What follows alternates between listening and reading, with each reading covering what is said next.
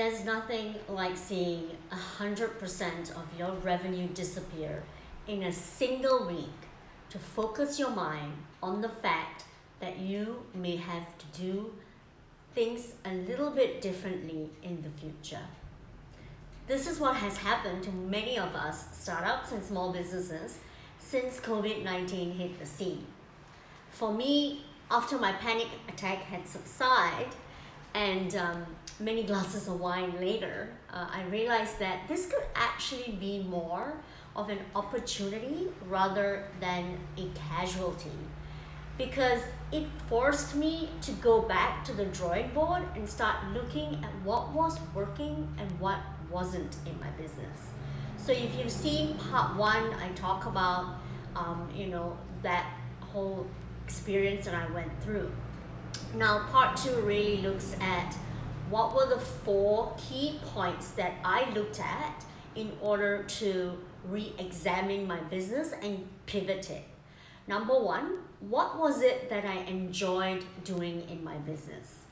Number 2, what am I so excited at or so excellent at that I could do it in my sleep? Number 3, what was taking up 80% of my time and only giving me 20% of my revenue? And number 4, who is my target audience and why do my services appeal to them? So let's look at each point really quickly. Question 1. What is it that I enjoy doing in my business? I realized that I enjoyed helping people, specifically women, and even more specifically, women entrepreneurs, to create businesses that give them the freedom to live the lives they want. I mean, isn't that the key reason why so many of us become entrepreneurs? I know that's why I picked it, to have the freedom to do what we want, when we want it, with whom we want, all while impacting society in a positive way. For me, this is the ultimate achievement that I wanted to make happen for women in business. I enjoyed being in partnership with these women through that process by consulting and advising them so that they can achieve this freedom. So that's what truly lights me up, right? So that's number 1. Number 2, what am I so excellent at that I could do it in my sleep?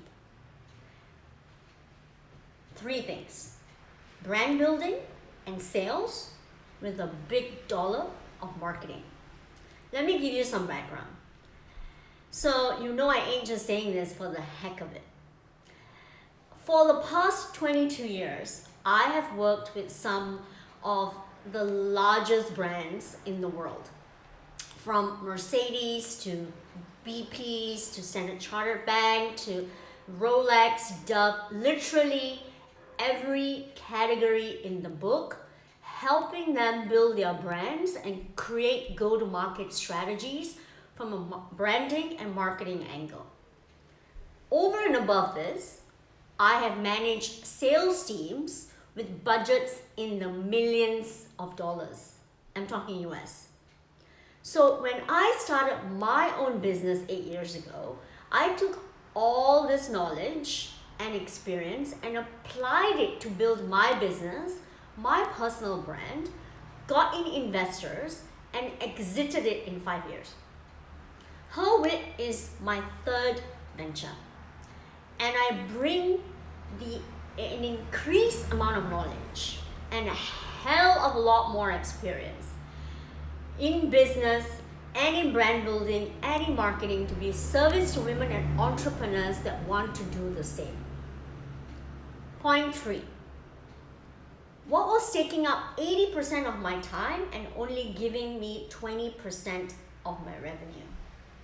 I think a lot of us do this as small businesses, so I want to give you some background. One of the services that I provided with Her Wit was creation of thought leadership content for my clients in-house, where I had a small editorial and digital team executing this. Now, because I'm a small business, I had to project manage all of this, and it was taking up a hell of a lot of time. So the time so what I realized was the cost versus benefit just did not make any sense.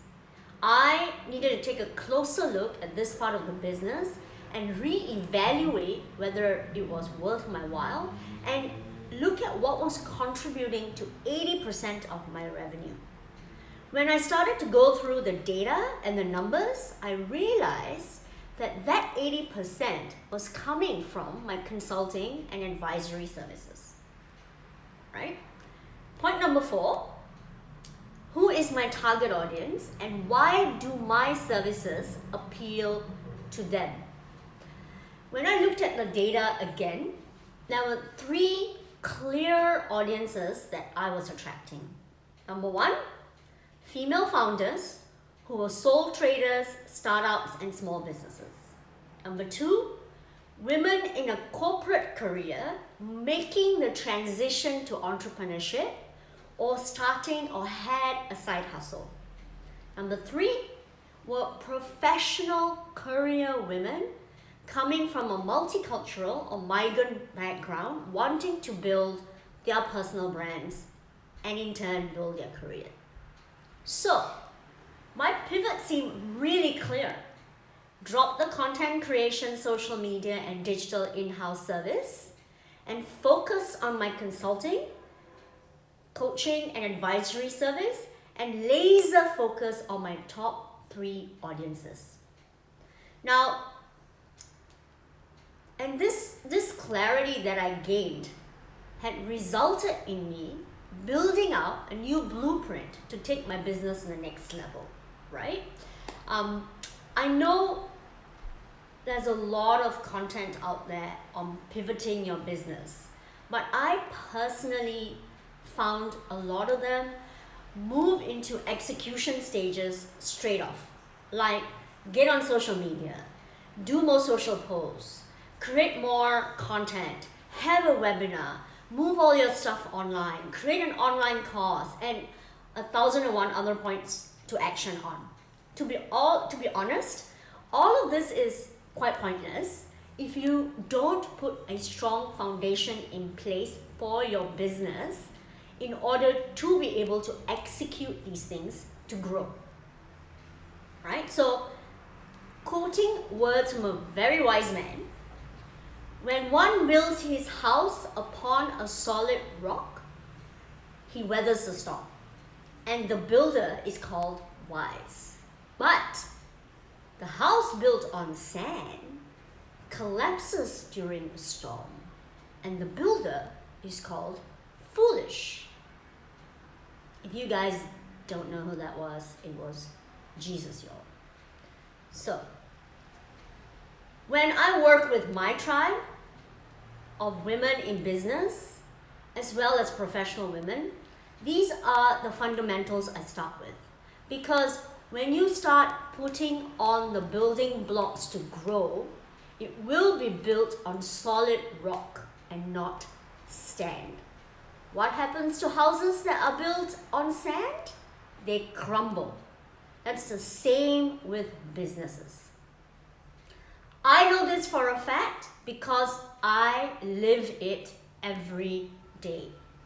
I walk the talk. Being a startup business myself, having ran 2 other small businesses and exited one, I understand intimately what is going on with your business, with you as a founder and as a woman in business. So, in short, ask yourself this. These 4 fundamental questions are very important to put in place. And be passionate about your why so that when you start, build, pivot, or scale your business, it is not only going to survive, but it is going to thrive. I hope that helped. Thank you very much, guys. See you next week.